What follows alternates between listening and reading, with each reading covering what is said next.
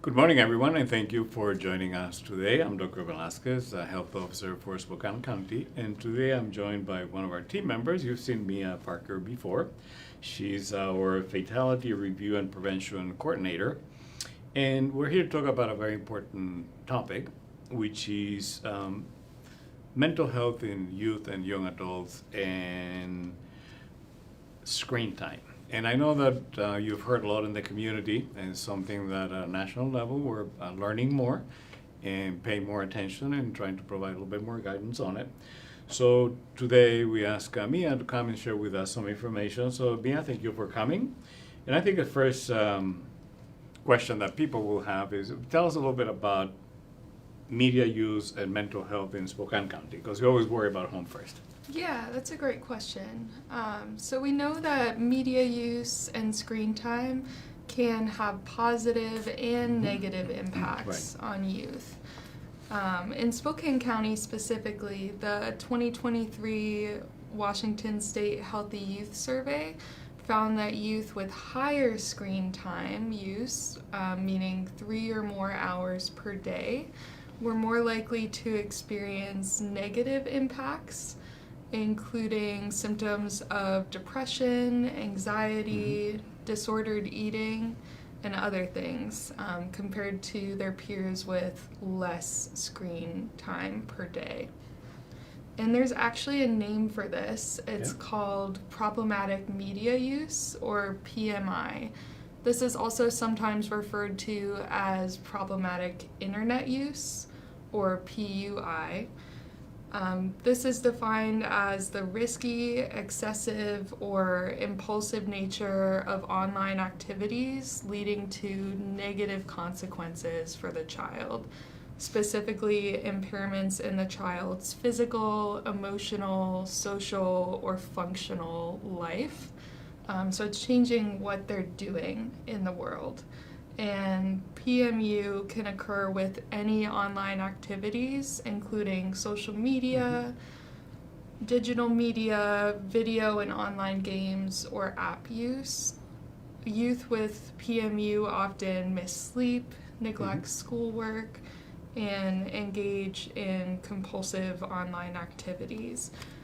Something encouraging is that there are screening tools for healthcare providers to help identify children who are experiencing PMU. And so if parents have any concerns about their child's internet use, they can ask their pediatrician for a screening at their next well visit.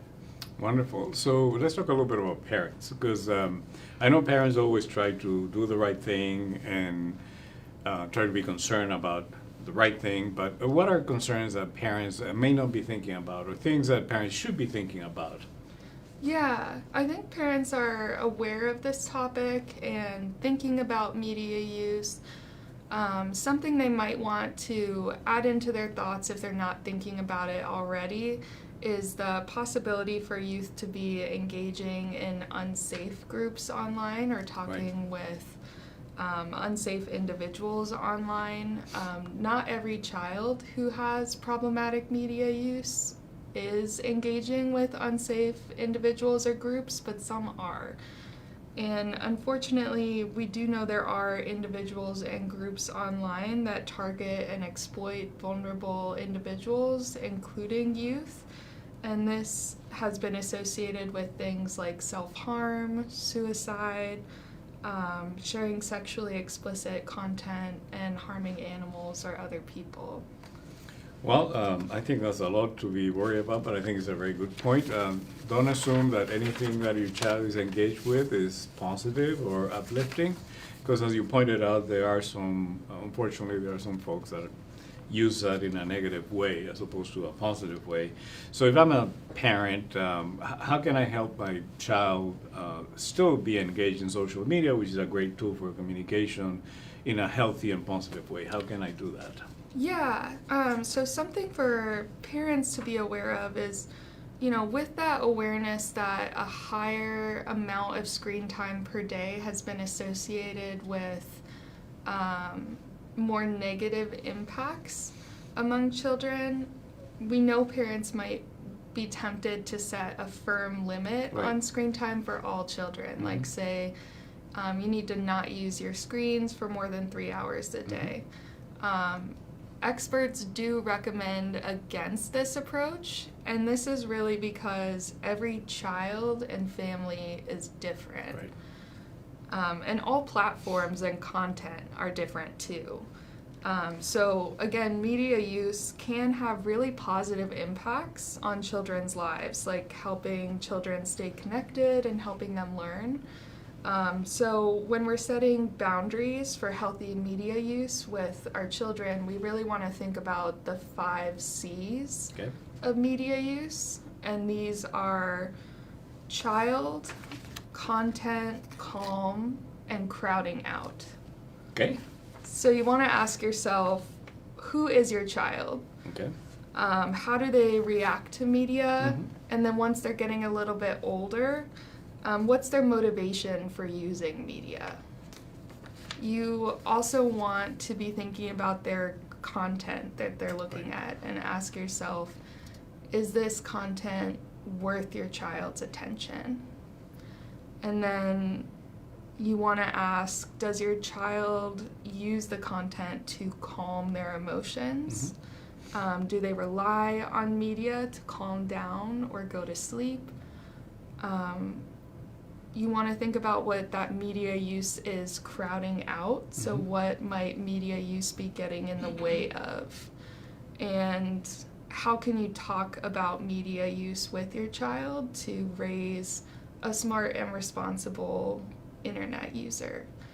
The American Academy of Pediatrics has some really great handouts in English and Spanish with prompts for parents to consider with the 5 C's of media use from infancy all the way through late adolescence.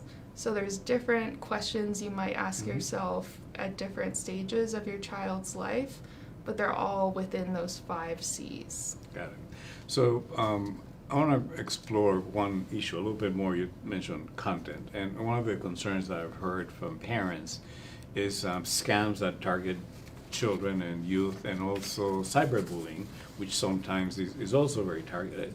How can we help our kids or children to be aware in a way that they can prevent the impact of that? So let's talk a little about that a little bit. Yeah, one thing I want to share just for parents to be aware of is that the FBI did release an alert earlier this year about an increase in activity from individuals and groups online targeting children in harmful activity. And so we want to encourage parents to be aware of some indicators that might help them notice if their child may be engaging with an unsafe group or individual online.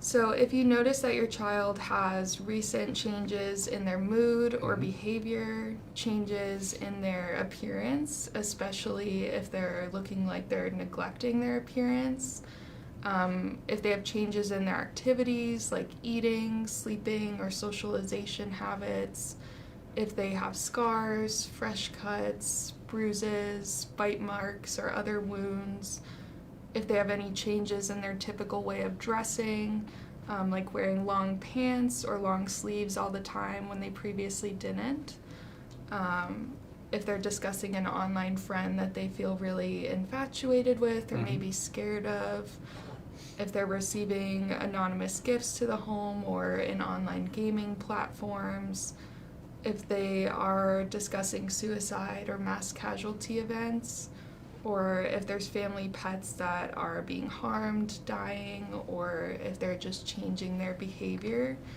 These are things that could indicate that your child is engaged with an unsafe group or individual online.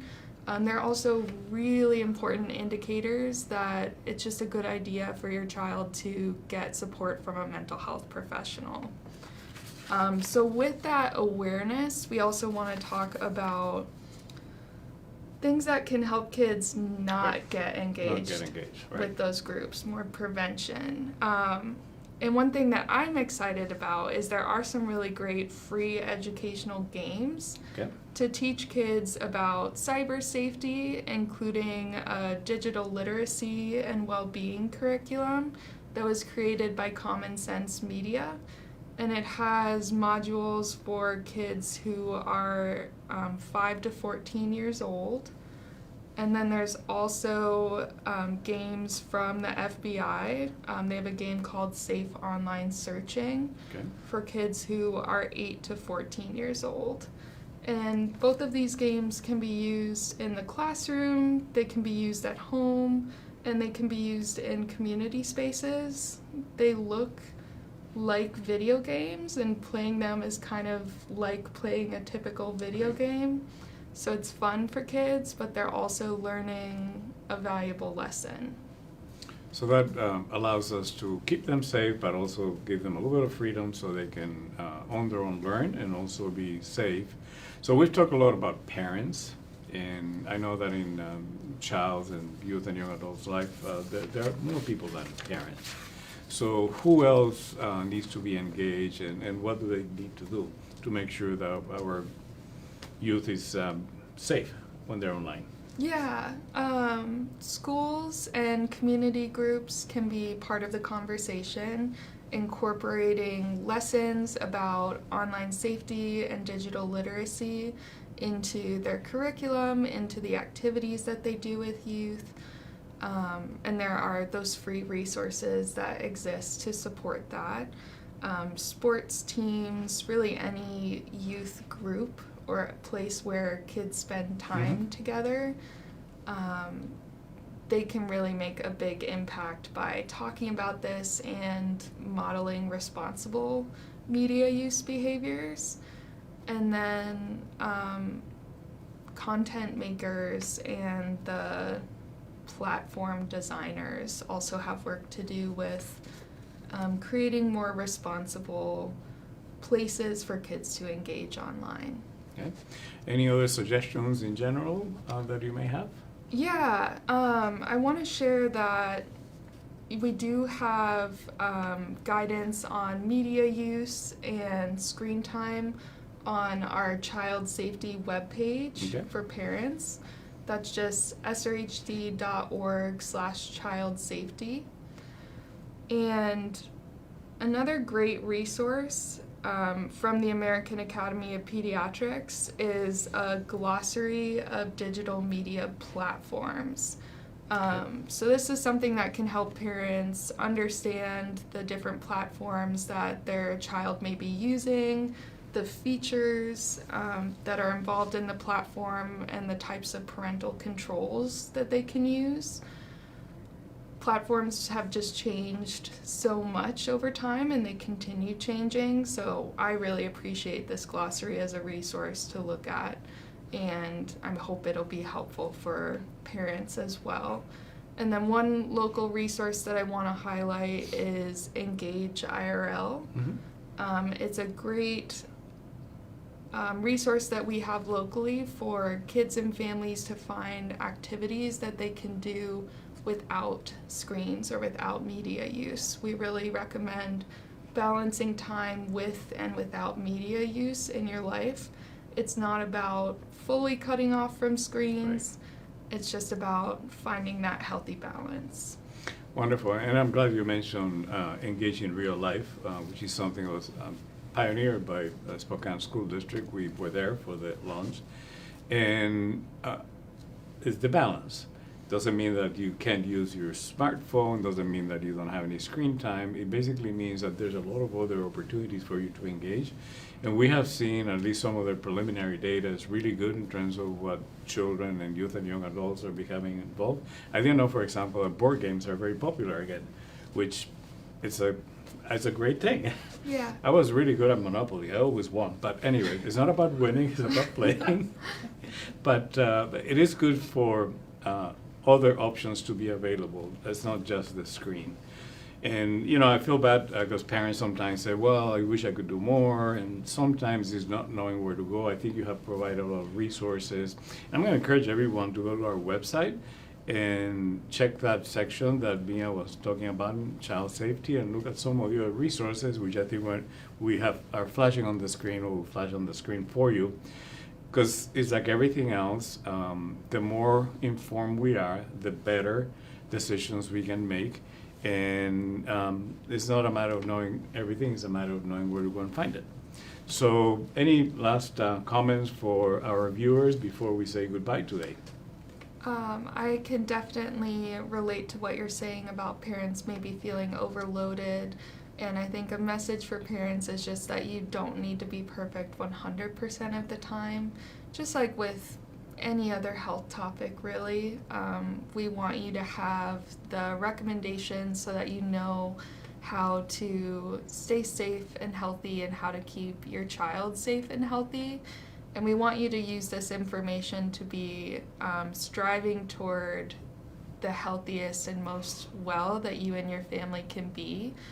And so it's always a journey. It's always a journey.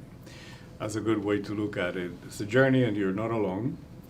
Talk to your pediatrician, check out our website, some of your resources. Thank you to our schools, because I know they're doing a lot of work on this, and our children spend a lot of time in school, as they should. So we do appreciate the work that everybody's doing.